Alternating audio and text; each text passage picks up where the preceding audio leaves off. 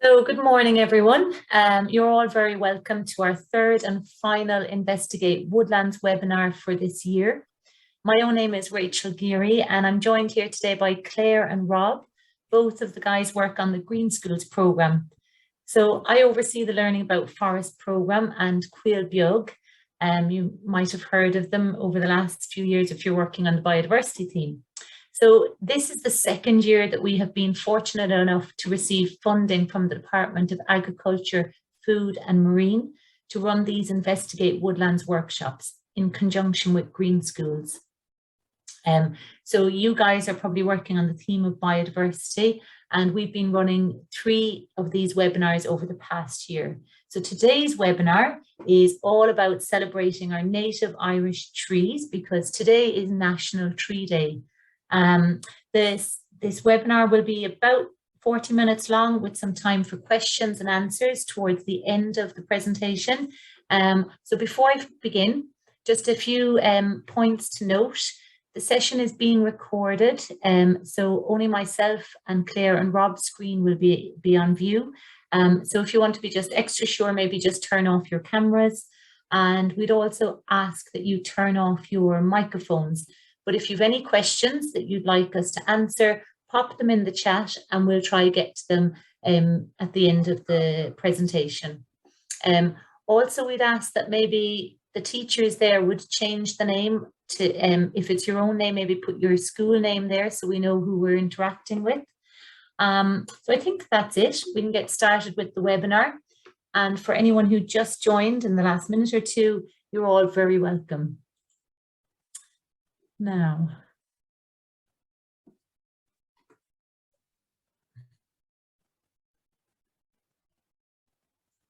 just trying to get rid of that little box on the top. Okay, so as I mentioned, today is Tree Day.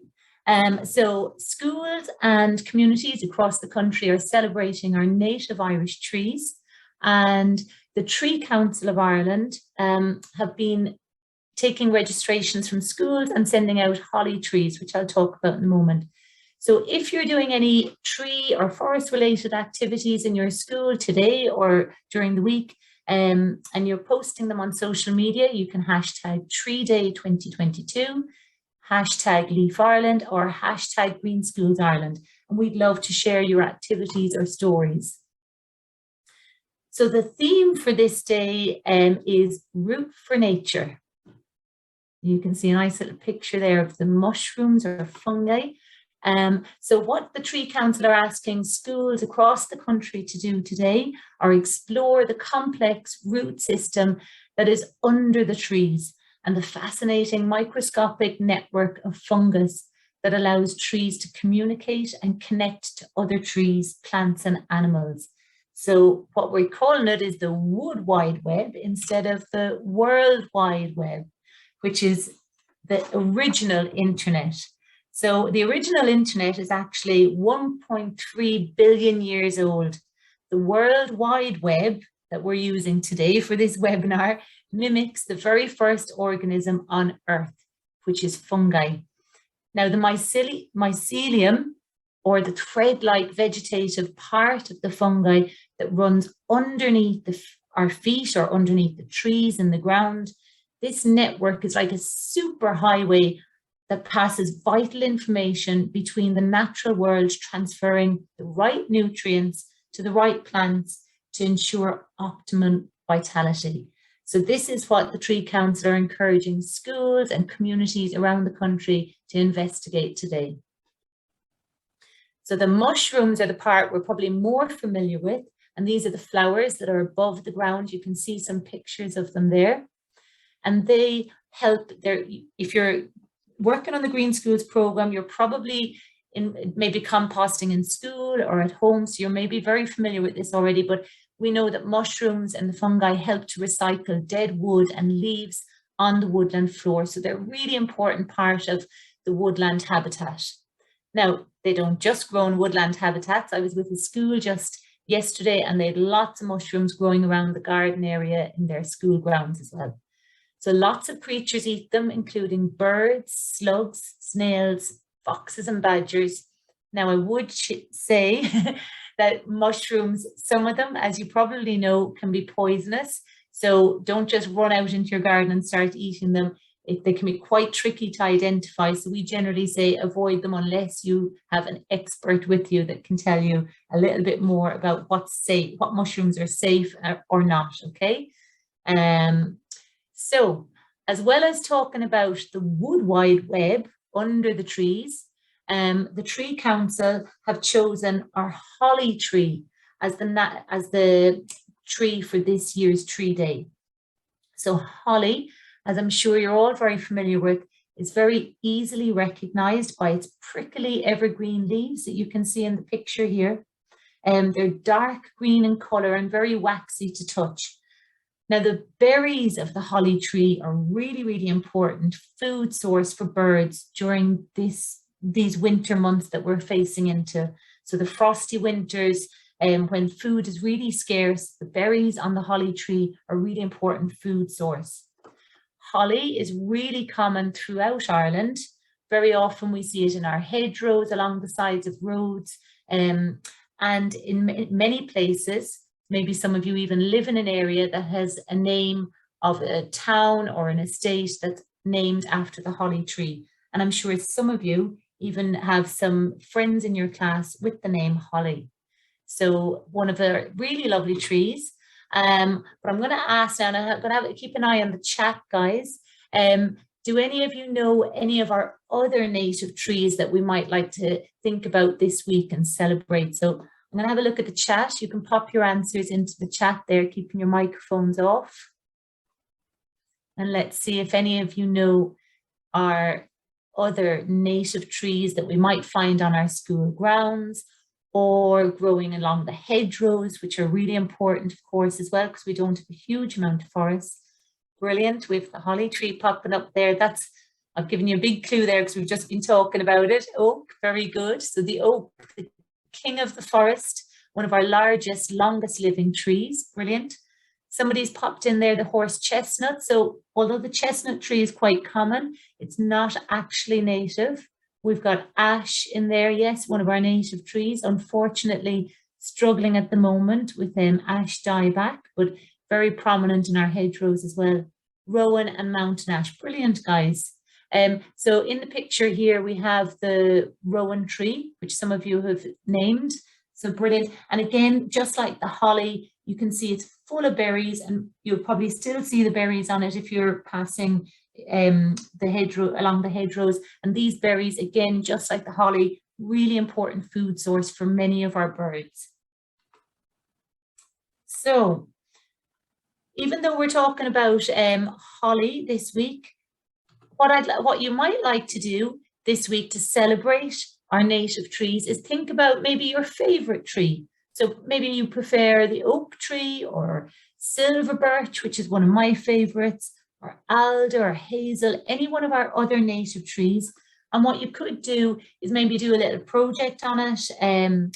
You could think about maybe what seeds or flowers grow on it, what time of the year do they flower, maybe what species like to live in or on or nearby, and also maybe thinking about products. So is the wood from that tree used for something in particular? So for example, some of you mentioned there the ash tree. So many of you probably know that we get our hurley sticks from the ash tree. So have a think about what your favorite native Irish tree might be, and maybe draw pictures of it or come up with a little project in your class and celebrate that tree this week, along with the holly, of course. So a little history about our forests here in Ireland. Now, we have hosted 2 other webinars. There's a little bit of crossover with some of the slides. So if you have attended any of our other webinars, some of this might be a repeat for you, but that's okay. We'll be moving quickly through these. About 10,000 years ago, Ireland was, just after the last ice age, the first pioneering tree species started growing around Ireland. So we had our birch, common and silver birch, willow, which love to grow in wet grounds, and we have many different types of willow, and the juniper. So these were the first trees that started growing around the countryside. Then about 8,000 years ago, Ireland was dominated by forest. So we have our giant oak, elm, Scots pine, and pretty much the whole entire country was blanketed with beautiful forest.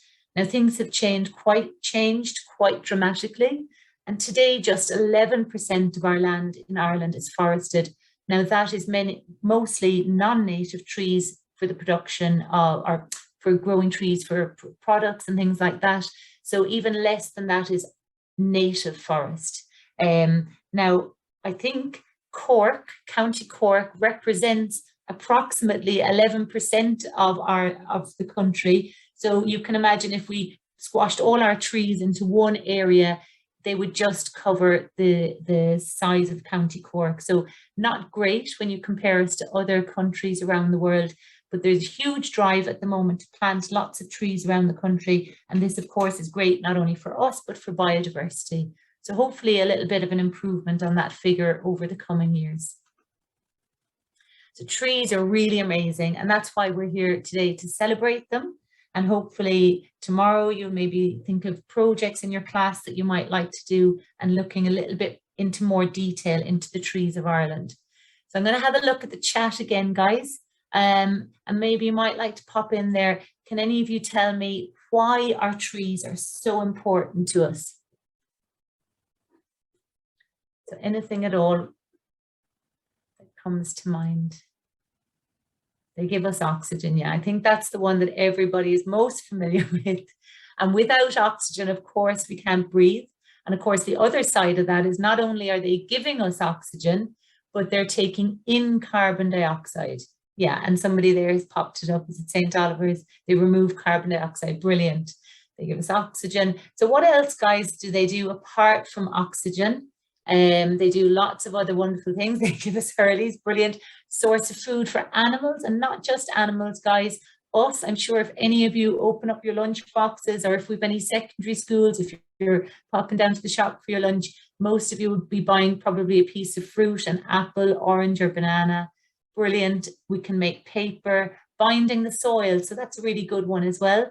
The roots of the trees, which is the focus of today, the roots under our feet, they bind the soil together. So really important when we've heavy rainfall, they help to hold that soil together. Fantastic. They give us pencils. Brilliant. So St. Ernan's School there, food, paper, pencils. Beautiful to look at. Very good. Fantastic, guys. Okay. So yeah, they are beautiful to look at. And I'm going to pop up a lot of the points that you've just made there, and maybe a few additional ones as well. If my screen will move forward. Seems to have gone to sleep. Brilliant. Okay, so trees, I think all of you guessed correctly there. They give us clean air, they provide oxygen, they store carbon as well. So unless we burn wood, so even as the tree is growing, of course, they're storing carbon, but even if we cut it down to make products, like our Hurleys or pencils or whatever, it's still storing that carbon, and it only releases it when we burn it, and it's released back out into the atmosphere. So wood products are really good, sustainable source for creating products as well. They cool our planet down, they're part of the water and air cycles, they store and recycle nutrients, they defend us from flooding, and these, very often we think of mudslides and things like that, that they happen in other countries, but they absolutely happen here in Ireland as well. So our trees, somebody mentioned there, they bind the soil together, so they can, not only are they soaking up the water, but they help to bind that soil. They provide shelter from the wind and rain. I'm going to talk about the seasons in a little bit, but trees are really important for shelter for our animals as well. They provide home and refuge to lots of wildlife and communities. And really importantly, in Ireland, we don't have a huge amount of forest, as we mentioned already, but what we do have is lots and lots of hedgerows along our fields, along our roadways, around our houses. And what these do is they provide a corridor for animals to move from one habitat to the other. So our natural areas have become very fragmented, and trees and hedgerows provide this corridor for things like squirrels, birds, bats to move along, a safe place for them to move from one area to the next. So really important hedgerows there. And many of us may not have a huge amount of space to plant a woodland, but we would often find a little area that we could plant a hedgerow. So I mentioned this already in relation to carbon. When we cut down a tree, it stores the carbon in its wood. But of course, obviously as well, it also provides really good material for building boats, houses, chairs, tables, furniture. Have a look around your classroom there and maybe even draw up a list of all the things that are made out of wood. And you mentioned them, pencils, paper, your books, all of that. They also do provide fuel and charcoal, and they provide fibre. In some countries, they use wood products much more than we do here. Their whole entire house might be built out of wood. Some of you also mentioned some of the points here. They're simply beautiful. So they provide a place for us to sit back and relax and enjoy. We're all talking about well-being a lot more. So just simply sitting in a green space with trees around can be really good for our mental and physical health. They provide medicine and food. We talked about that one as well. And I also mentioned earlier on when we talked about holly tree, it provides, it's a source of names for people and places. So the road I live on, for example, is Alderwood Road. And the alder tree loves to grow in really wet ground. And the area that I live in is very wet. So again, our place names can actually tell us an awful lot maybe about the soil and the ground around us. There's connection to our Brehon laws as well, which you've probably learned about in during your history lessons. So we know that trees are amazing. They do lots of things for us. We know many of our native Irish trees, the different species that you might do a little project on over the next few days or next week. We're going to have a little look now at the seasons and what happens to our trees and maybe some of the wildlife as the colder months move in. So at the moment we're in autumn time, and you can see here from the pictures there's a lot happening outside. If you look out your window, the trees are changing from the lovely green that we see during the summer and spring, and now there's going to be this burst of colour of oranges, gold, yellow, reds and browns. So why do leaves change colour and fall from the trees during autumn? Leaves of deciduous trees, and for those who maybe don't know what the word deciduous means, deciduous are leaves that fall during the autumn and winter. So we mentioned holly earlier on, and I mentioned that it's an evergreen tree. So evergreen trees keep their leaves throughout the winter, but generally they're waxy or possibly maybe like the needles, like you might think of if you think of your Christmas tree, the Sitka, the larch, Douglas fir. These trees have needles and they are able to withstand the harsh winter a little bit better than our broadleaves or our deciduous. So those leaves are bigger and flat, and they can be they can get damaged during the winter months. So to help this situation, trees reabsorb the nutrients from their leaves, and this turns them into the wonderful array of colours that we're probably going to start seeing. Some trees are already changing colour before they drop to the ground. So with the leaves gone from the trees, then the trees can preserve their water in their trunk and branches, and instead of drying out and dying. And then the fallen leaves from as they drop to the ground, they actually add nutrients back to the soil as they get broken down and return to the soil. But not only that, but they also provide a really important habitat for bugs and insects and frogs. And I'll come back to this point in a moment, but really important for our really important for providing a habitat. So some things that you might do in your school over these few months: sit and observe the changing seasons. So if you've got trees on your school grounds, find out, or maybe just sit and observe, are they evergreen or are they changing colour? Are the leaves starting to drop off?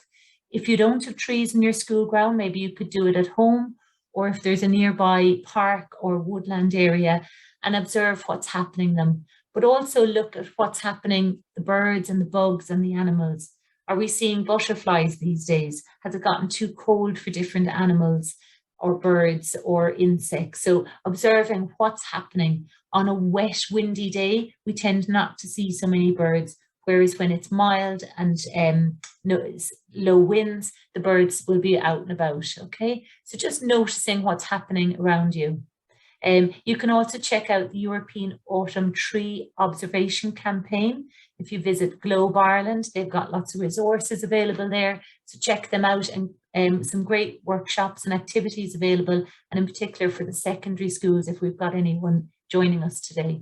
There's endless ideas when it comes to artwork. You can see here in the picture, just simply painting with the colours of autumn, or collecting some of the leaves and creating artwork out of them. One of the things that we love to see when we visit schools as well during our Investigate Woodlands workshops or Green Schools biodiversity visits is nature tables. And I know when I was growing up, every classroom had a nature table, and this simply meant that on our way to school in the morning, if we saw something interesting, or we might bring it in and lay it up on the nature table, and we try to find out what the name of it was, or if it provided food or habitat for different species. So don't worry as well about naming everything, but just observing and bringing things back into the classroom and doing maybe little projects on them. And this goes for both junior and primary and secondary schools. Then looking at winter. So winter is just around the corner. So once the leaves have changed colour, of course, they've all dropped then to the ground. Trees without leaves can cope better during the winter months. As the strong winds move through, they can easily blow through the branches. So there's maybe less risk of falling branches and things like that. So once the tree has dropped its leaves, it is in a state of dormancy over the winter and needs less energy, and it helps to stay alive. So trees, for all the world, go to sleep during the winter time. And then in springtime, they start coming to life again. You can, if you take one of the stethoscopes that a doctor has and press it against the bark of a tree, you can actually hear the nutrients in the water going up and down just below the bark, or under the surface of the bark. So trees go into this sleepy period over the winter and then come to life again in the spring. What about the animals then in our woodlands and hedgerows, surviving these cold months during the winter? So as the days get shorter and the nights get a little longer, animals also prepare for the winter. So many insects such as ladybirds, tortoiseshell butterflies, queen bumblebees, they find a sheltered spot this time of the year where they'll rest and stay over the winter. Now, they don't go into hibernation. Actually, in Ireland, only 2 species go into what we call true hibernation, and that's our hedgehogs and our bats. But even still, so the bats will find a nice quiet place, maybe under some logs or leaves, and their body temperature will drop down and they'll go into this state of hibernation. They don't stay asleep for the entire winter. They do wake up from time to time, maybe go to the toilet, have a little bite to eat, and then crawl back into their little warm, safe space and go back to sleep. Sometimes you'll find queen bumblebees find a little hole in maybe a rotten piece of wood, and they'll nest there or rest there over the winter. So how can we help then if we think of these animals that are resting in spaces over the winter? Really important, if you have trees on your school grounds or at homes, I know many of us tend to like a tidy space, and we gather up all our leaves and fallen branches and we put them in a corner. Sometimes leaving some of them where they fall and drop can provide a space for all these species to rest and hide.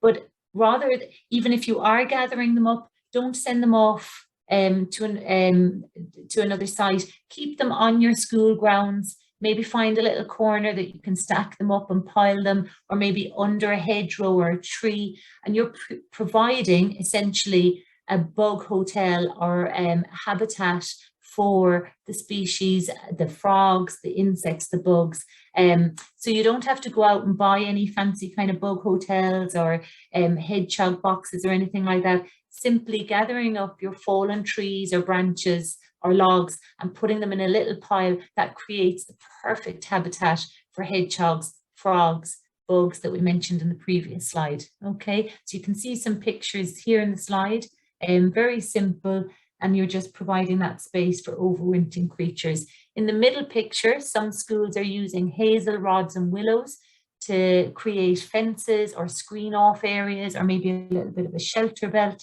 So also lots of ideas there for you. One of the best things you can do, of course, for biodiversity is to plant native trees or shrubs or flowers. And now is a really great time to start collecting acorns or hazels and plant them in leaf compost. So even over the last few weeks, you might have noticed lots and lots of acorns dropping on the ground. So I'm going to play a little video. It's about 3 minutes. You teachers might be able to have a little look at this. Again, we have it online and it's available for after the seminar. And we also have some worksheets to go with it. But it'll just give you a little idea of what you could do to, or how to go about planting these little acorns and hazelnuts.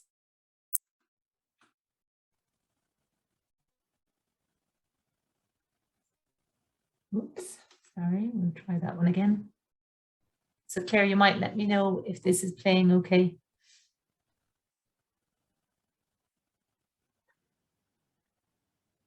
In this video, we're going to show you how to plant individual acorns in compostable cups, as well as your very own little woodland in a box.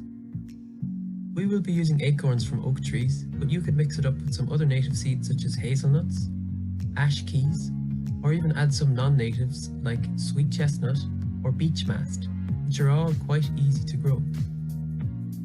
Acorns can be collected from underneath oak trees from September through to October. Once collected, put all your acorns in a sink or basin of water. The acorns that sink to the bottom are full of food and therefore are perfect for planting, whereas the ones that float are destined for the compost heap or your nature table as they won't germinate. Before you begin, read through our acorn growing guide, which can be found in the resource section of the LEAF website at www.leafireland.org. The first step is to put 1 or 2 holes in the bottom of your compostable cup to allow excess water to drain. Write the student's name and the date on a label and stick it to their cup. Fill the cup with some moist soil, compost, and dead leaves if you have them. If any of the acorns have already started sprouting, take extra care not to damage them at this next step. Place 1 or 2 acorns in each cup on their sides, about 2 inches below the surface of the soil. Then place your cup on the windowsill where it will get plenty of sun. Water regularly and make sure it doesn't dry out, especially during the school holidays. Within a few weeks, a small seedling should break the surface, and by summer it should be a few inches tall. When the leaves fall off in the autumn, they're ready for bigger pots or even planting. To begin your little woodland, the first step again is the sink test. Next, find a robust plastic box with holes to allow for drainage. Line the bottom and sides of the box with damp cardboard to keep the soil in. Then, fill the box with your moist soil, compost and dead leaves mix. Now the fun part, the acorns. Allow each student to place an acorn approximately 2 inches into the soil and gently cover them over, again being extra careful with any acorns that have already started to sprout. Make a label with a piece of wood and write oak, noting the date and the class. Cover the whole box with wire to protect it from mice and other furry creatures. Leave the little woodland outside, raised from ground level. The rain should keep it watered, but remember to water during any dry spells. Check in on it every week, noting any developments in your nature notebook. In time, you'll have your very own little woodland, which, once all the leaves have fallen off, can be planted on in your school grounds, at home, or in a community space. When planting on, be sure to check out the resource on planting bare root trees on the LEAF website at www.leafireland.org. Happy planting! Okay, so a short little video, as I say, that's available on our website, on our YouTube channel, apologies, and then on our website, if you go into the resources section, you'll find the accompanying resource sheet on how to plant the acorns. And then, as the video mentioned, you can plant them on maybe a year or 2 after into your school grounds, or if you don't have space, maybe the students could take them home and plant them at home or in the community. If you want to take it a step further, maybe consider planting a little woodland on your school grounds. Now, we do this officially as a programme, but even if we aren't coming to your school to do this project, maybe considering a little cluster in your school grounds of native trees, really good for biodiversity, also a place for the students to sit and have well-being, nature connection, woodland skills, citizen science, so simply just recording the nature during the different seasons, all really great activities. If you are going out into green space or a woodlands nearby, be sure to plan ahead, prepare. Absolutely crucial in Ireland to wear appropriate clothing. There's nothing worse than being out for an hour and getting soaked with rain and being miserable and not wanting to go back out into nature again. We really want to reconnect and get out there and enjoy the outdoors.